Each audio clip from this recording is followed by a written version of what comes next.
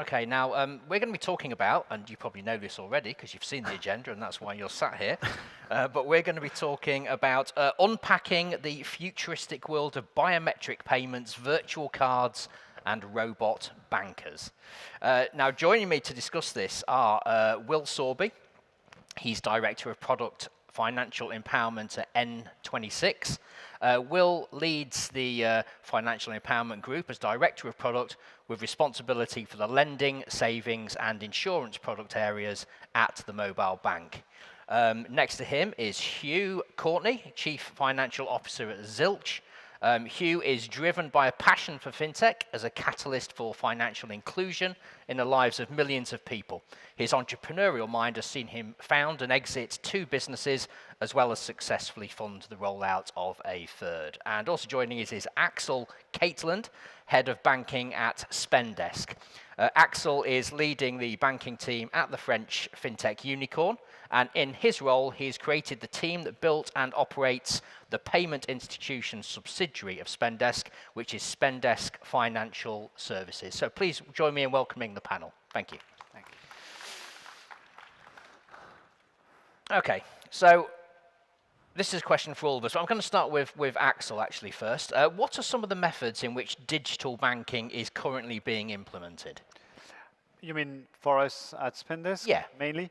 So Spendesk, I don't know if you know what we do. We are a spend management platform, and we've embedded current account and cards for employees to pay their different spend. I mean, what they have to pay for their job. So indeed, it's all virtual. The whole idea is really to be able to give cards to everybody, and virtual cards were definitely the best way for online payments and for even face-to-face. We haven't done it yet, but we want at one point to be able to put virtual cards in phones to be able to, for anybody to pay with the company money instead of expending their own money and then again getting an expense reimbursed. The goal is really to give the cards to everybody in the work environment. And Hugh, same to you? Yeah, so Zilch, I don't know if anybody's familiar or everybody's familiar, but we work in the consumer finance space. Really, we enable people to take their high street bank card, their debit card, and really have the best of both worlds in terms of debit, getting cashbacks, and credit in terms of being able to split purchases into installments and not incur any fees on that. Just more generally on some of the implementations that we're kind of seeing. Certainly, I think there's a big move towards better tailored credit products, things that suit people's not only their affordability and their credit worthiness, their propensity to pay, but also the cadence at which they're paid and the way they manage their their cash flows. I think that's one of the kind of big trends that we're seeing playing out. Another sort of move is really towards a counterparty pays model rather than a user pays type model. So in our own context, we have retailers who participate in terms of deals where they're actually funding the transactions that customers are doing in terms of credit and underpinning it that way, which is really interesting. I think that's something we're going to see as a shift across the market. Obviously, there's cost efficiencies that have come through with technology, and that enables a lot of this to really roll out. I think the final piece is really around, what we've seen over the last decade or so is kind of a disintermediation of products where, things have been provided by lots of different suppliers, lots of different companies, lots of different types of technology. But the issue with that is consumers are savvy and they'll go and use, the best product for insurance or the best product for lending or whatever it might be. But they lose the sight of, what that all looks like together and, the ability to actually manage that. And I think things like open banking, for instance, Yapli was chatting about that earlier, really helps us to actually give the customer a view over that. Whilst we might not be providing all of those different products, at least we can give the customer an idea of how to manage those and even nudge them in the way to find the best products that actually suit their needs and their requirements. Yeah, so for anyone who doesn't know, N26, we're Europe's largest fully regulated neobank. So I think actually the short answer to the question of what are the frontiers of digital banking and what do we do now, I think sort of everything. So if I look across the span of what we do, everything to do with sort of current account banking, cards, lending, we're now doing investments. As of the last few weeks, we've launched a crypto investing product.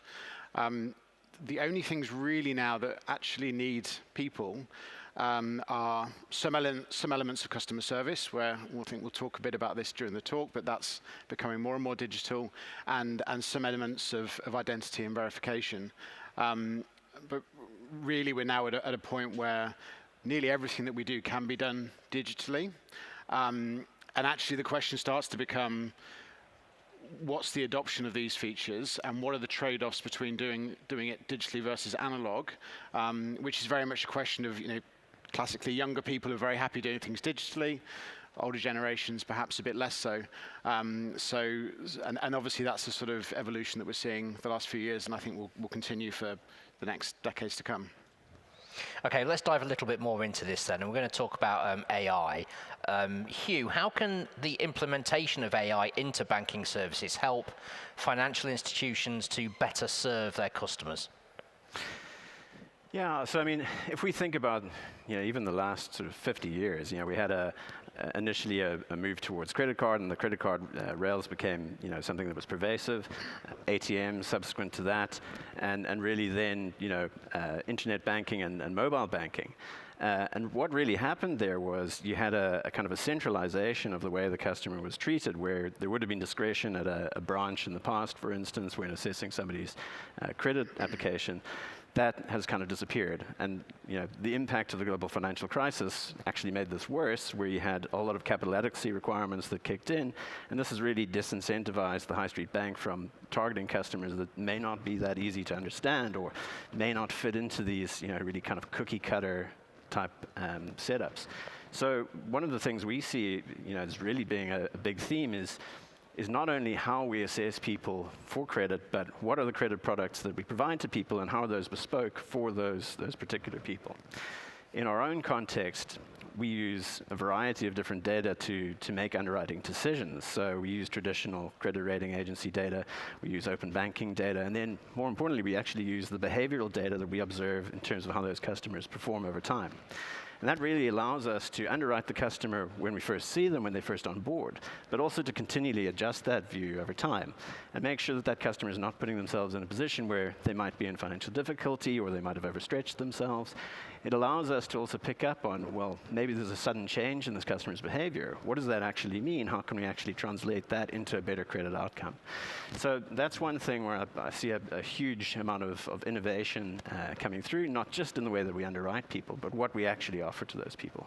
Well, that makes sense, absolutely. And at the moment, that's probably more important than ever with the current cost of living crisis and financial hardship, and more people, like the Yapley survey that we referenced earlier. More and more people are turning to fintech solutions or alternative sources of income and better ways of managing their finances. How are N26 doing that, Will? How are they using AI to help along these lines? Yeah, so I think there's a few specific areas that I'd call out where we're using AI a lot. The first I mentioned a minute ago about customer service. In customer service, we can now pretty much, we think 80% of the time, have an accurate understanding of what a customer is looking for just by what they type into the app for their first question. So, and with that, about 30% of the time, we can fully resolve a customer's problem without needing to touch a customer service agent. So that in itself is quite transformative for how we can run the bank, both from a business model perspective, because we can do it a lot more cheaply, but also from the user experience, because we can solve customers' problems a lot more immediately. The second piece I call out is around financial crime. There, sort of classically, financial crime prevention has often been very rule-based and therefore quite reactive. And what that means is you always will have some people who are a step ahead of the banks because they know what the rules are and they know to make the next step. Once you start to introduce AI into that process, you can be much more predictive and immediately reactive, rather than sort of once a week sitting down with your data and saying, okay, where are we seeing some fraud patterns? Let's implement a new rule, and you're not following it as fast. And then the third piece, which we're spending a lot of time on this now, and I don't think we've quite yet cracked it, is how you can use AI to make a customer's financial life more simple. So think about what we do, having banking, investments, lending, savings all in one app.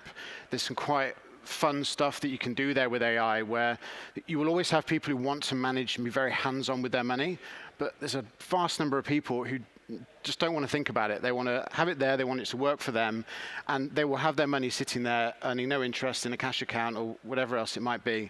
And we think that we can actually increasingly use AI to help customers navigate between, as I say, current account, how they're spending, what are their savings habits, how can they put money aside to help it grow for the future, when do they need to borrow money, and make this more simple for them. I think at this point, no one's quite yet cracked that, probably including ourselves, but I think this is going to be the next frontier for the sort of 2 or 3, 4 years ahead.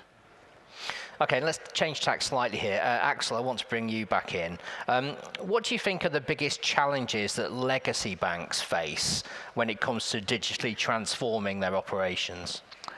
I would say we just talked about things that would probably be very difficult to do for legacy banks. I don't know if it's a chance or not, but I worked 1 year for one of the second largest bank in France.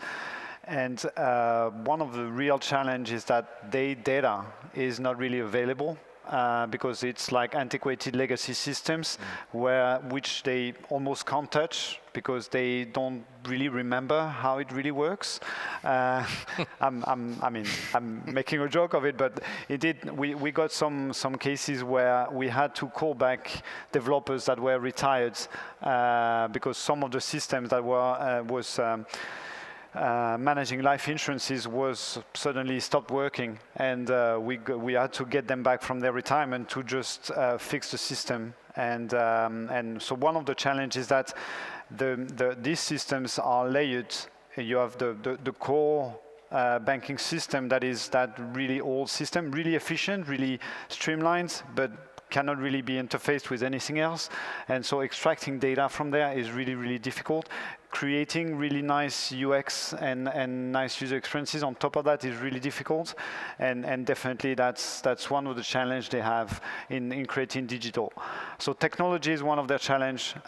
Also, most of these banks have branches, and they have people working in these branches, so it's always difficult to. I mean, when I was there, every single new digital project is somehow a threat to people who are doing the job normally.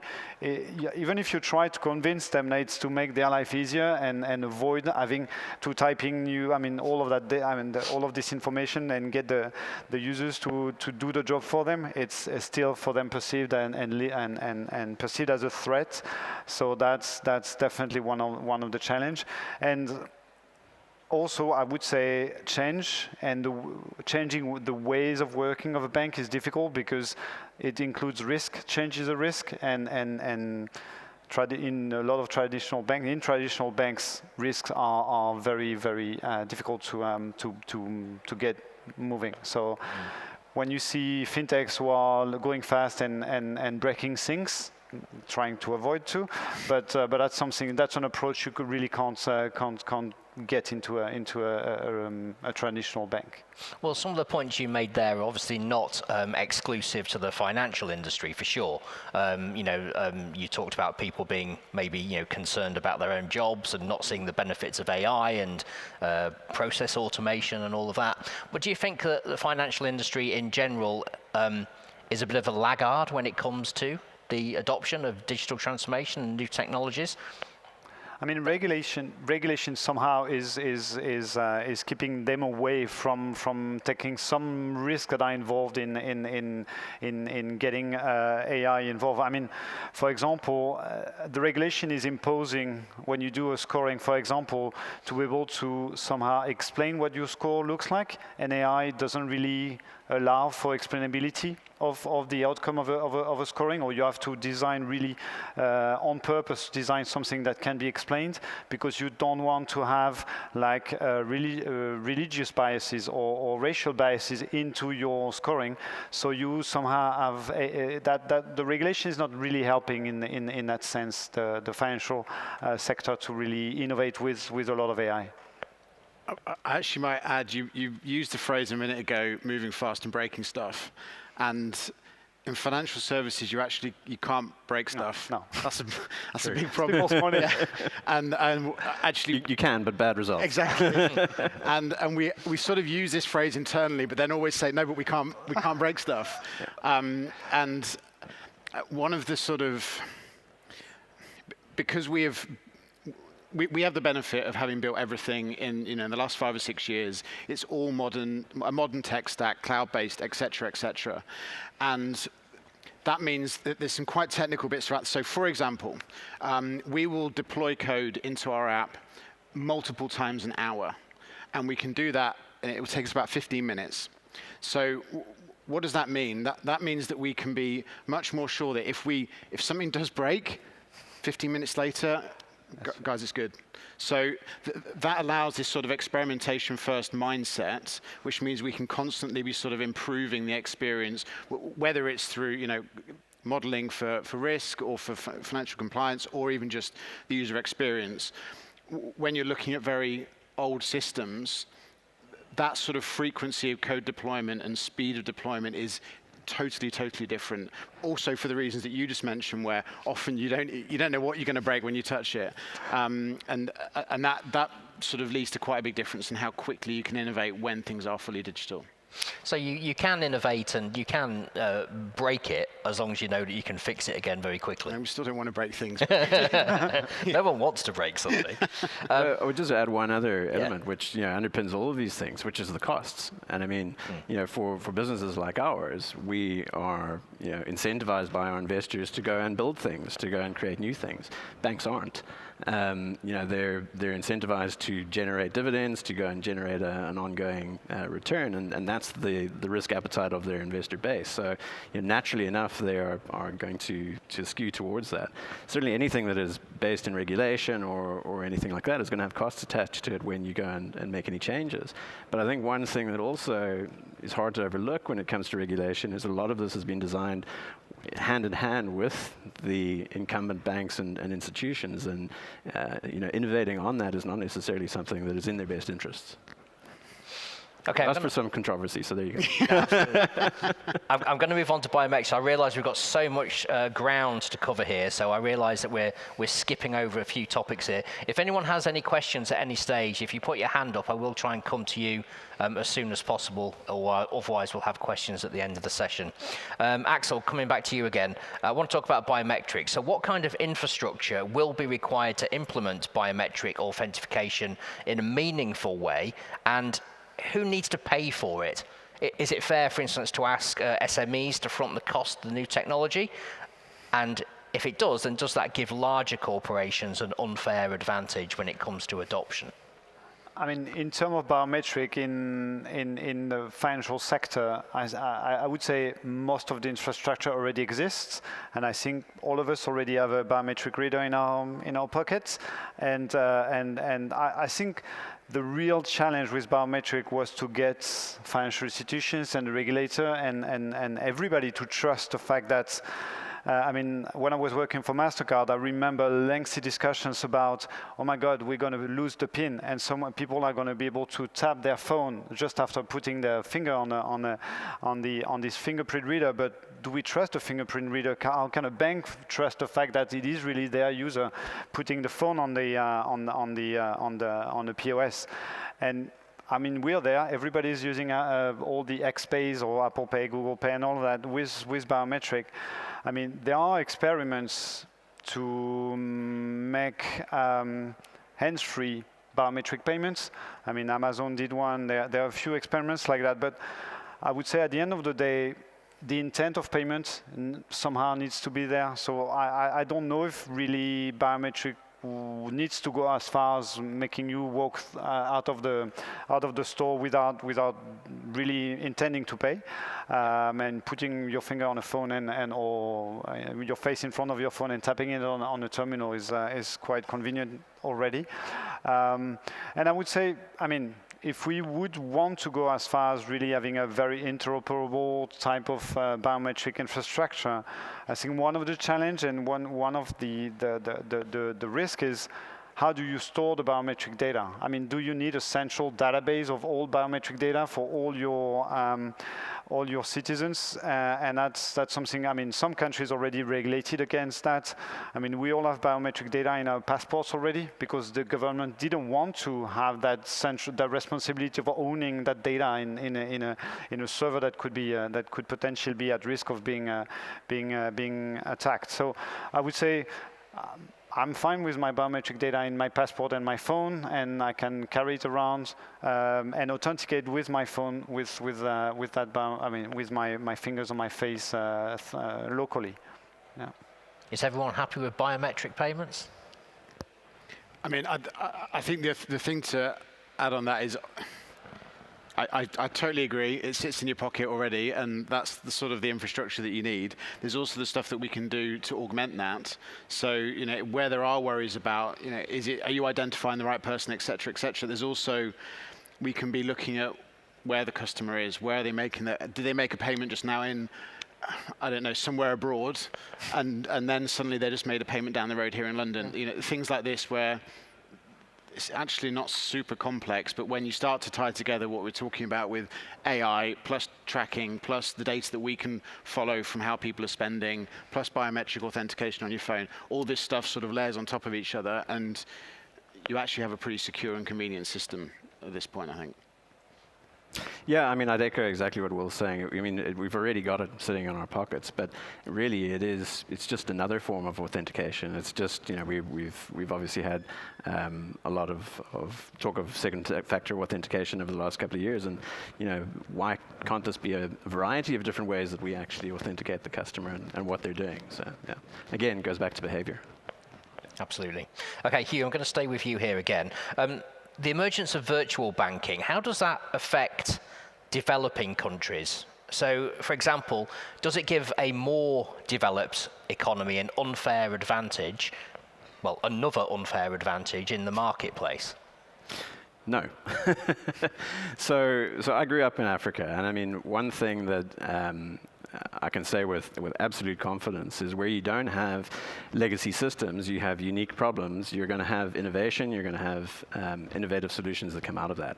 And I think it's potentially a little bit naive for us to think that, you know, what comes out of a developed market is going to then trickle down to a developing market or an emerging market and be fit for purpose. That's not necessarily true. I mean, we've seen things like M-Pesa roll out across Africa, which is, you know, really moving towards a cashless society far sooner than anywhere in the developed world. You know, similarly, we had chip and pin and text messages when banking transactions went through on your account, you know, 10 years before it was pervasive through developed markets.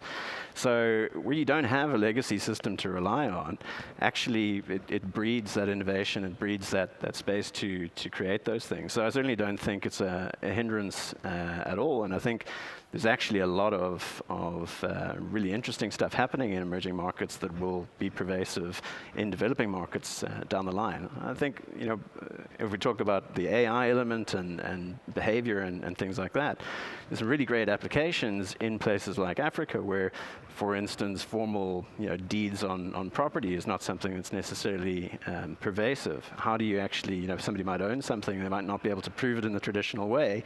You know, you can use other methods, for instance, blockchain or whatever, to actually go and verify that. So I wouldn't say that that's true at all. I think actually there's a great deal of innovation that's going to come from the emerging markets going forward. So in many ways, the opposite might be true. And Axel, I saw you nodding in agreement there with you. Yeah, I remember a project we had with MasterCard around, it was in Nigeria, if I remember well. We had developed a new ID card that was in fact a payment method that would enable people to get their social allowance directly onto a card. It used to be that they would go into an office, get cash, get robbed, because it was a certain day at a certain time, and so someone who wanted to get your money, seeing you going out of that office, would know it was the right moment, and we helped the Nigerian government to disrupt and work really, and nobody has an ID card that is also a way for payment and for disbursement of allowances. So no, completely, I think, and I would say one of the challenges might still be the banking infrastructure. You also have a lot of the economy and the infrastructure for payment still needs to be developed. But as Hugh was saying, it's a lot of space for innovation and for local innovation. I might actually call out the point Hugh made around there being some great innovation developing markets. I mean, the elephant in the room, WePay and WeChat in China, that's wildly successful solution in that market. There are any number of companies, including ourselves, who would absolutely love to develop something that's that successful and prevalent in Europe. But frankly, it's a different market dynamic there. Yep. It's a solution that we'd probably all love to have here, but it's probably not the right one for certainly Europe and the US. Yeah. So there's a bunch of great solutions out there that can work very, very well in those respective markets. And that's the thing, though: unique customers, unique problems, unique solutions, right? Yeah. And that's not it can't be a one size fits all. Yeah. Okay. Any questions from the audience before I carry on with the train of thought we've got going here? Okay, none as yet. Everyone's desperate for lunch. I can see it on their faces. Okay, Will, it seems we're moving towards a cashless society, perhaps. Do you think it's likely that we will eventually move away from paper money entirely? And if so, what are the implications of this? Because there's been a lot of talk about it affecting or impacting certain sectors of society here in the UK more than others. Yeah, sure. So I think cashless and digital currencies are two quite different topics. Cashless is the concept that we are more and more, and the UK is right at the forefront of this, spending money through cards and Apple Pay, etc., where you don't need to carry cash around with you. That is quite different to the concept where people are starting to talk about, particularly with cryptocurrencies and things like this. Is there a digital pound that we will have in 10, 15, 20 years, which replaces the need for paper money entirely? The move away from paper cash, I think, that is one around digital inclusion. So I think right now there are about 40 million people across Europe who are unbanked.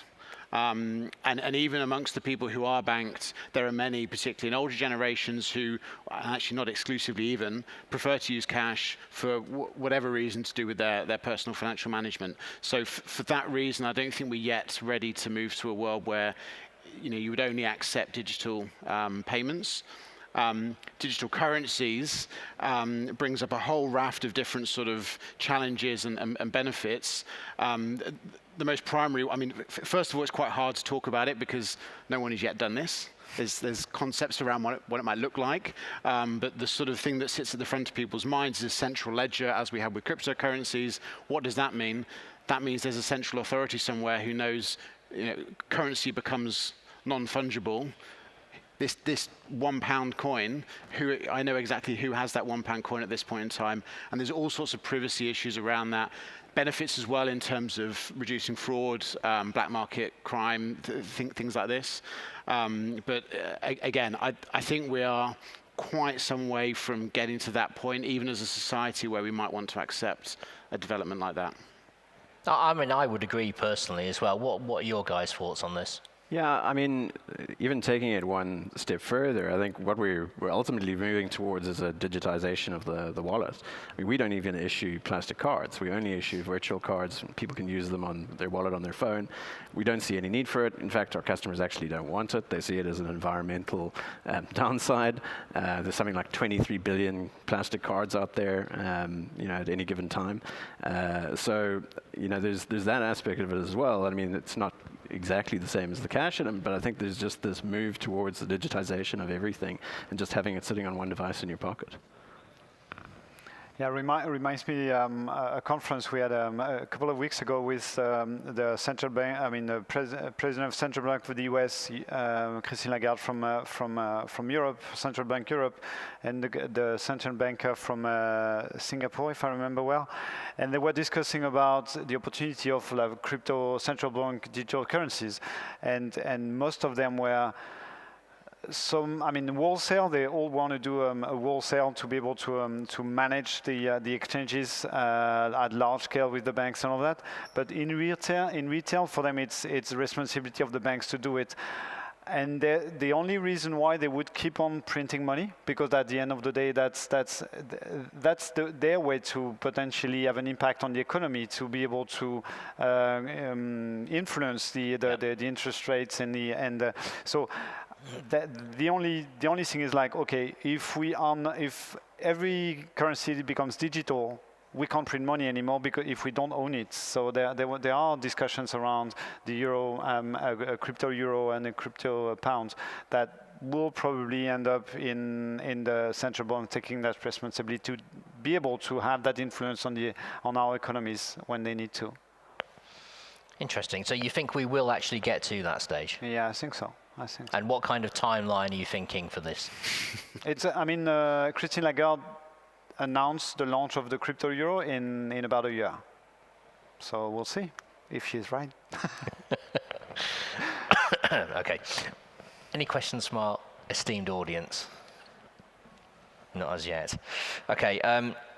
Okay, so one question here. Now, I want to look at the global picture here. I mean, we've touched on it here with crypto and banking, etc.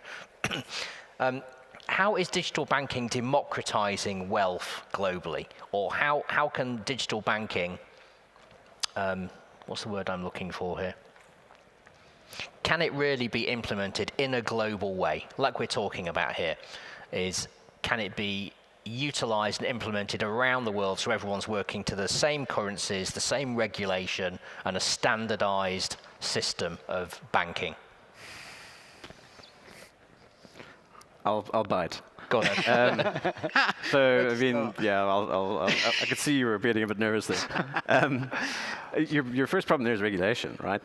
Your regulation is completely different around the world. And I mean, just overcoming that barrier is, to my mind, inconceivable. It's really, really complicated and really difficult.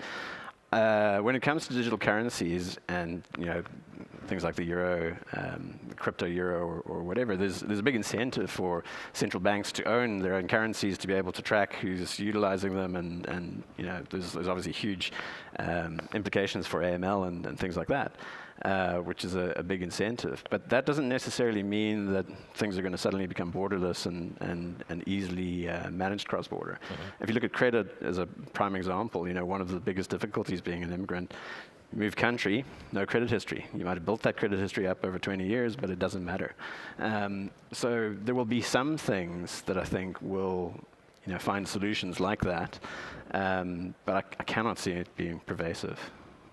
I think that you touched upon the points of currencies and banking systems play a very important role in sovereignty. Yes. Even Britain famously has rejected the use of the euro, and we're sat right across the channel. So the concept that we can take that more global, I think, is a very difficult one. And we've seen people try this, right? This was sort of at the heart, at least, of part of what Bitcoin was, maybe is still trying to do.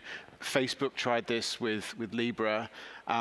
It's a lofty goal, but I think there's certain aspects of banking where you can make it seamless globally, and to a certain extent we're there already. You can take your card if you bank with certain banks pretty much anywhere in the world and use tap to pay or use that card to buy something with pretty much no FX fees now.